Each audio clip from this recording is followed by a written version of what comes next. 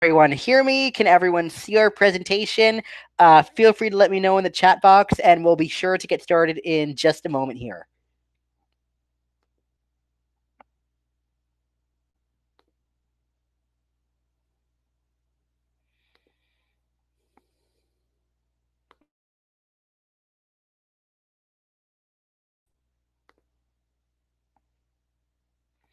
Okay, I think we're all systems go.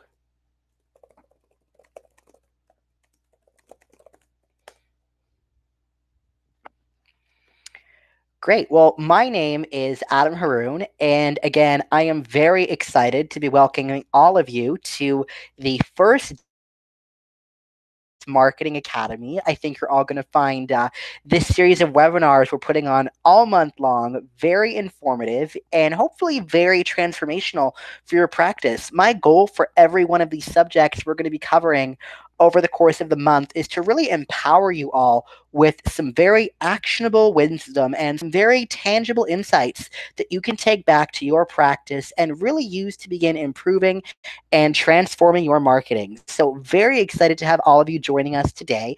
And our topic to kick off today's learning is the art of selling luxury. So, I think it's a very timely topic. I think many of us realize we're in somewhat of a luxury market. And maybe many providers, many practice managers haven't quite cracked the code yet on what it means to sell luxury. What goes into that? How do we position ourselves as luxury? So, that's exactly what we're going to be discussing on today's webinar. So really have some very exciting content to share with all of you. And again, today is all about the art of selling luxury, and it definitely is an art. So what we really want to cover together today are what exactly a luxury and a premium strategy for your practice and for your marketing entail, why really understanding and mastering the art of selling luxury matter to your practice more than ever. Really discussing a few of the elements that impact your efforts to sell luxury effectively and position your practice as a luxury. Want to share some real world examples of what we see working outside of the aesthetic industry and how we can translate that to your practice, what it looks like to see luxury marketing at work. And then, of course, I want to wrap up with some very tangible action steps that you can take beginning right now to really transform your practice. So, really looking forward to sharing all this with you. Now, I know some of you on the line know and love me. Some of you don't know who I am. So, just to give you all a quick introduction, my name is Adam Haroon. I am the managing director here at Branding MD. We are a marketing and branding agency that works exclusively in the aesthetic space. And, since I've started this company, I've had the pleasure of speaking for many great companies in this industry, including Allergan. Actually, I'm speaking for them in Chicago next week at their regional meeting. I speak for Mertz all around the world. I've spoken for BTL Aesthetics in the past. I also have the really distinct privilege of speaking at many conferences here in North America. The opportunity to publish a book, Now the Patient Will See You. So I've been able to really share my wisdom with this industry, and it's really what I'm most passionate about in my work. So hopefully, again, you all gain some of my passion and some of my wisdom and some insights for your practice, but really glad to be joining all of you here today. So just a quick primer on who exactly is speaking to you. So to get right back on topic, I really want to help you understand this whole idea of selling luxury and what it really means. So there's two strategies that kind of come into play when it comes to marketing an aesthetic practice as a luxury. One is called the luxury strategy, and the second is called the premium strategy. And I want to give you a very quick overview of both. So the luxury strategy is really all about increasing your brand value and really justifying your price point by really focusing on and playing up all of these intangible elements of your practice, right? It's, and this is just a broad definition from marketing in general, but when it comes to your aesthetic practice, it comes to, who are the patients you serve? What is the story of how you got into the world of aesthetics? What qualifications and what technique and expertise you bring to the table, right? What is your approach to beauty, right? Luxury strategy is really all about romancing your credentials, your experience, and the way you deal with patients in such a way that you create something that really justifies an elevated price point and really makes you an audience of one in the marketplace, right? Sorry, a category of one in the marketplace, right? Something that not every other plastic surgeon can emulate, something that not every other med spa can emulate. So the luxury strategy is really, again, all about emphasizing and romancing those intangible elements of what you have to offer as a provider. So we're not just selling breast augmentation. We're not just selling neurotoxin. We're not just selling a CO2 laser package. Tangible elements that accompany that truly make your practice unique. So that's a brief overview of the luxury strategy. Now, the premium strategy is really all about using comparison and benchmark to really understand and help the patient understand why you offer the best value and why your price point is justified, right?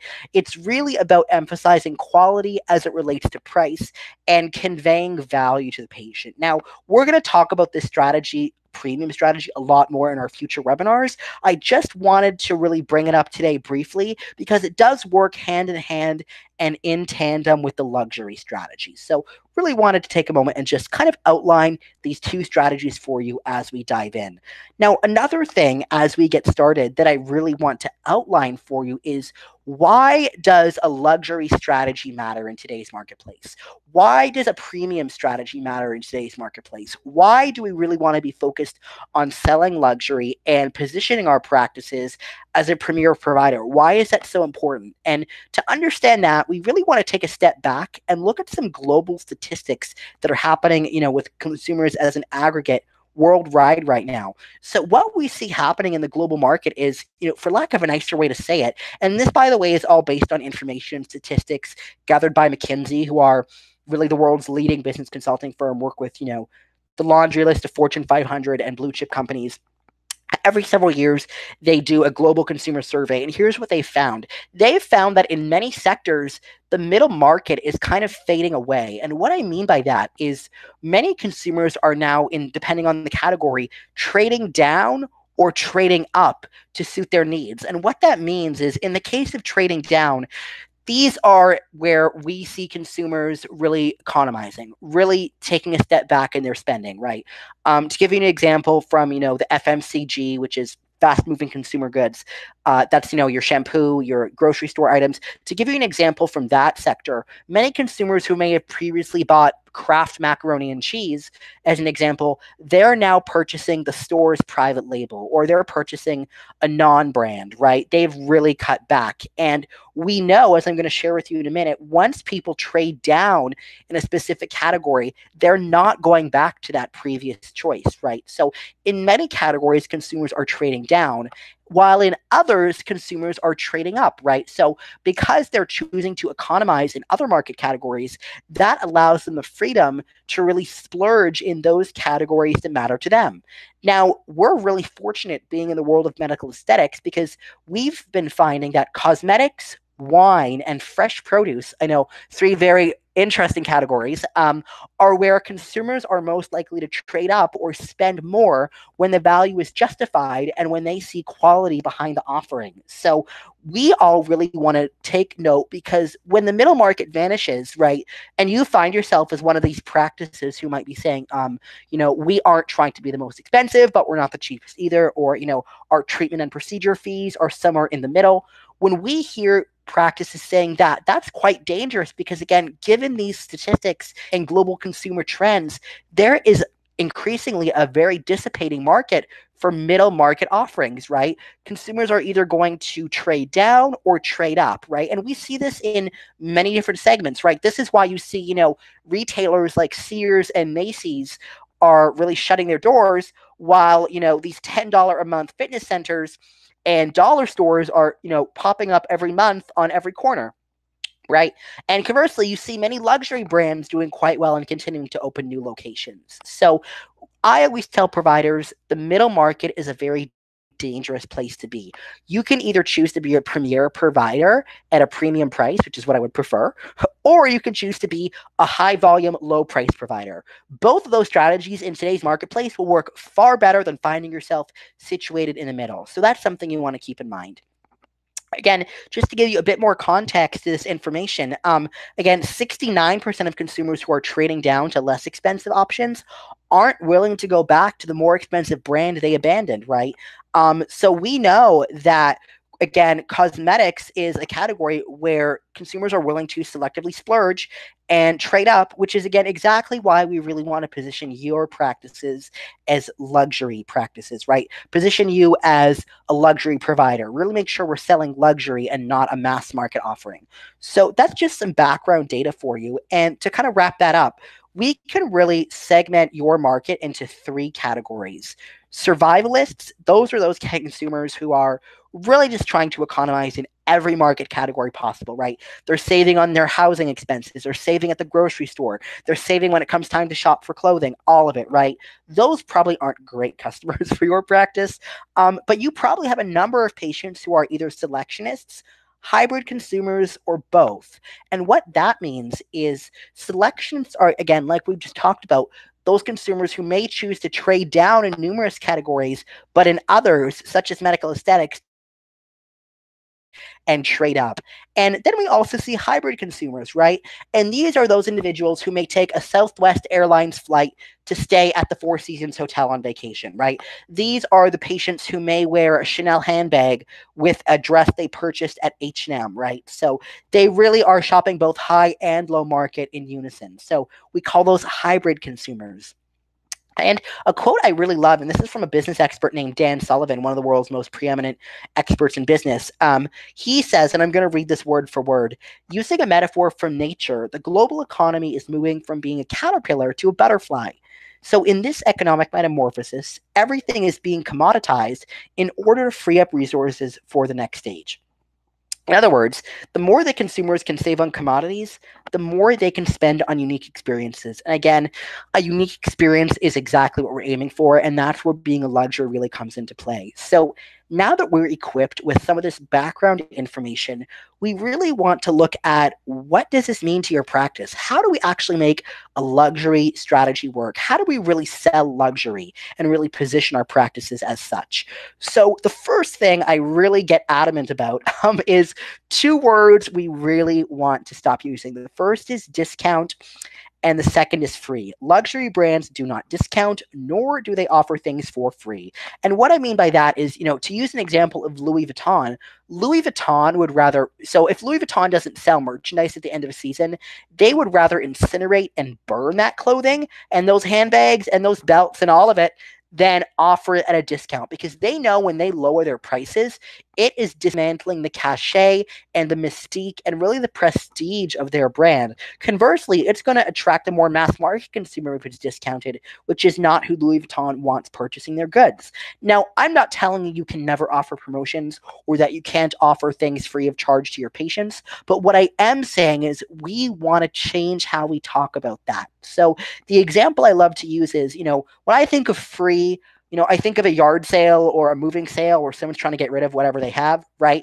But when I go to the Ritz-Carlton, they offer me something like a bottle of water complimentary, right? So instead of free, you're going to want to say complimentary. And instead of discount, right? Discounting, I think of discounting of being what they do at the supermarket when there's bananas that are about to turn and they need to sell them that day, right? That's what they do with discounting. But, if you walk into a Mercedes-Benz dealership, they're always offering some kind of incentive, right, to purchase your car then and there. So instead of discount, you can use savings or incentive. And instead of free, you can use complimentary. Again, it's a very small, minor change, but it makes a world of difference. So again, just remember that luxury brands generally don't discount, nor do they offer things for free. But on occasion, you may choose to offer something complimentary, or you may choose to extend a savings or price incentive. So just keep that in mind. Now, another thing when it comes to luxury and really selling luxury, you have to remember that every detail of your brand and your practice's operations and your practice's marketing, it all counts, right? So some of the really key elements I want to touch on with you today are pricing, perceived value, visual identity, and the idea of limited access and personalization. So we're going to really dive into each of these in a bit of detail. So to start, I really want to hammer in on this idea of pricing and how you price effectively. And you'll see I put two examples here. One is of a price sticker of Walmart, and the other is the Louis Vuitton website, right, where I just picked a random handbag and how they're pricing that. And what I want you to understand that contrasts these two is how they choose to price, right? And this is this whole idea of how we're really using.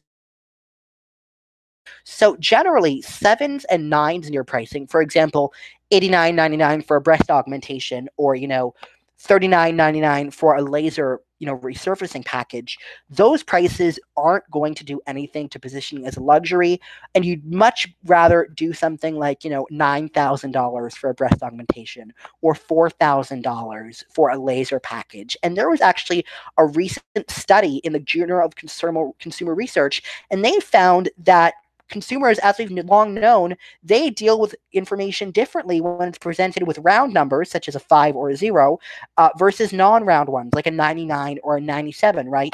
In the case of, prices that end in 99 or 97, we know that people generally have to then try and rationalize why that's a good deal, and they're making a purchase decision based on facts. Whereas with a round price, like one that ends in a 5 or a 0, people see the emotional appeal of what's on offer, and they're much more likely to make that purchase decision based on emotions. And again, consumer psychology tells us consumers make purchases based on emotion and justify with facts later.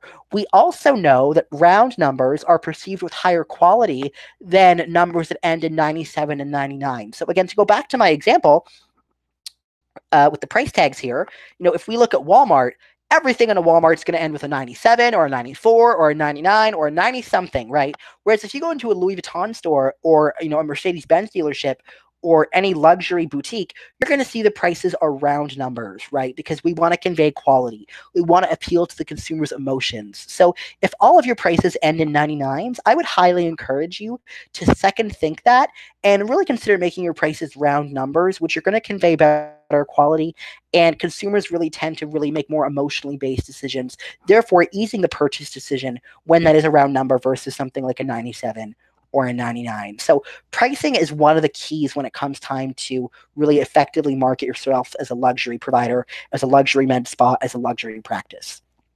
Now, another way that luxury is perceived and really marketed effectively is, again, this whole idea of romancing a story and emphasizing perceived value, right? And my favorite example of this is probably La Mer, which, by the way, for those of you who aren't aware, is actually a brand that's owned by Estee Lauder. Now, again, with La Mer, anyone who knows anything about skincare will tell you it's honestly a pretty mediocre product, right? But what we do know about selling luxury is that, La Mer masters this, right? Everything from the way their packaging looks, to the fonts they choose to use in their marketing, to their website, to the story they use when they're talking about their skincare, right? That it was developed by NASA scientists, and they have, this proprietary broth of ingredients from the sea. And all of this, right? It all creates an emotional appeal. It all creates mystique. It really goes back to that luxury strategy, which is what they then use to justify the quote unquote value of their price, which is quite elevated. And frankly, it's ridiculous when you realize that La Mer is very mediocre skincare. But again, the average consumer isn't aware of any of this, right? They don't know about medical grade skincare. So they are choosing to purchase La Mer and be loyal to La Mer because they love the story. They love the way the packaging looks and feels. They love the box. They love the scent of the different skincare products. So again, a perfect example of where all of these different elements come into play when you're marketing a luxury, right? The story, how they create perceived value, how they leverage pricing, how they really leverage their visual identity and their brand imagery. All of it comes into play. Lots of open space in their advertisements as well, which is another commonality you'll see with a lot of luxury brands. So just, and again, another great example of how even the most minute detail should be considered when you're marketing a luxury. Now, to take that a little bit further, another thing we want to consider again is that when we're marketing a luxury, we really want to focus on presentation and attention to detail, like I just spoke of with La Mer. So this comes right down to your website copy, your writing style, the design of your website, right? I know so many providers, when they're creating a website, yes, we absolutely need to focus on conversion, but they will look at, 4 or 5 other plastic surgeons or 4 or 5 other med spas and go to their web developer or their marketing company and say, give us the best, combination of all of this. And unfortunately, that's not always the best strategy, because not only will you then look like all of your competitors, but you resonates with your consumers and your best patients, and probably not really conveying yourself as a luxury offering, right? So I always say, yes, we definitely want to test and focus on conversion best practices, but we also want to draw inspiration from outside of your industry, right? What brands do your patients resonate with, right? What hotels are they staying at when they go on vacation? What kind of cars are they driving? What fashion brands do they purchase from? We want to look at all of those websites and draw inspiration from their visual identity and their online presence when we design your website, so we can create something that's really captivating and really speaks to the level of luxury we are looking to offer. So really want to keep all of that in mind. So again, perceived value and visual identity matter. Another thing that matters with this market, if we're going to market as a luxury, is this whole idea of personalization and limited access. So I would encourage you to think of what are ways that you can really convey personalization and limited access in your practice's experience in such a way that's going to really reinforce luxury, right? And a few examples, again, from outside of our industry. Oh, I got ahead of myself there in my slide. Let me go back one. Just a moment. There we go. There we go. I think third time's probably a charm. There we go. I think it's going to load for me now. Perfect. So again, when it comes time to really create personalization and limited access, if you look at Rolls-Royce as an example, they allow their consumers to really customize every element of the interior of their automobile, right? And there's a story behind every single one of the woods that you can include in your interior. There's a story behind how they sourced their leather, right? They have romanced every element of that in car's interior and really let the consumer create any color combination or material combination their heart desires, right? They allow a really, really high degree of personalization. Same with, many of these fashion manufacturers who allow for custom monograms on their merchandise, right? They also really value personalization. And limited access, I think possibly my favorite example of limited access might be with Hermes and their Birkin bag, which at one point in time actually had a 6-year wait list to get one, right? That's about as limited access as it gets, right? So in your practice, how can people personalize their experience, right? Are there things that your patient coordinator or your concierge can offer them before, during, or after their surgery or their procedure to really personalize that experience, right? Are there things we can do in the practice, like remembering, a client likes a certain kind of flowers and having those in the practice the day of their treatment, right? What can we do to really create personalization and limited access, right? Limited access when it comes time to your practice, we don't want to, be turning people away or, restricting our hours, none of that, but maybe you only do a certain number of surgeries per month. Maybe you only see a certain number of patients in a day. Maybe you do things to really, let people know that you're not catering to the masses, but that each individual patient feels valued, right? That's going to look different for every single one of your practices. But again, when it comes time to really selling luxury, we always want to look for ways that we can really leverage personalization and limited access. So to bring all of this together, I really want to take all of this teaching and really bring it into some very tangible action steps for your practice. What can you do starting today? So again, I want us all to remember that you are offering premium services and they should be positioned as a luxury given what we know about today's consumer trends, right? As we talked about earlier, we want to avoid your practice being in the middle of the market. We also want to look at every single detail of your practice, right?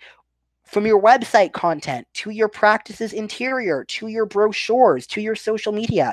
And we want to remember that ultimately we are selling a story. We are selling the artistry and approach to aesthetics you bring to the table. And we're selling, frankly, a certain level of mystique, right? We are not just selling breast augmentations. We are not just selling laser packages or neurotoxin, anything like that.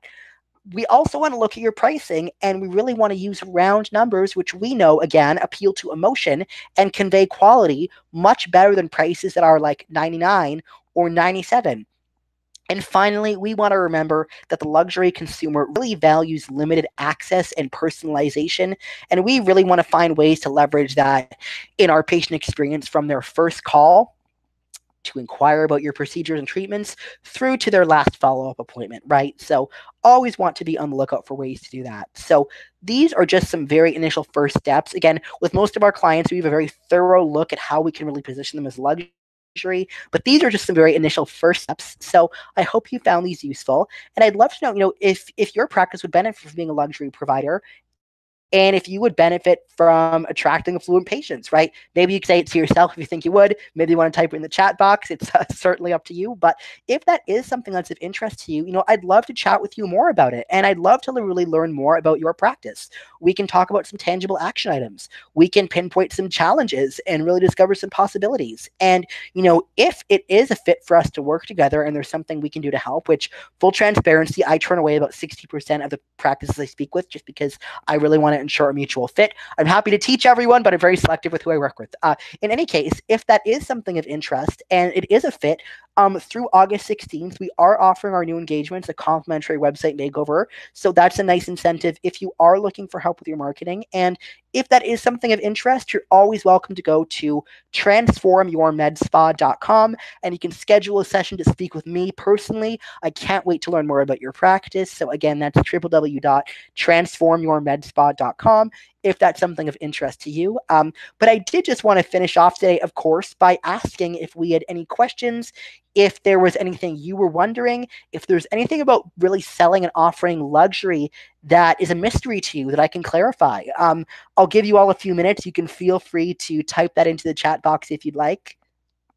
Give everyone a moment or two.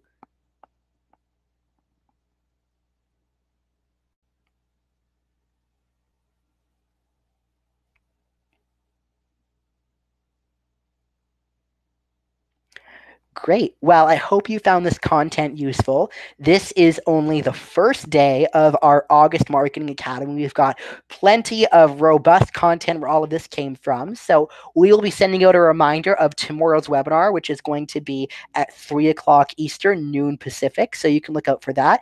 And as always, if there's anything we can do for you, please don't hesitate to let myself or our team know. You can email us discover@brandingmd.co.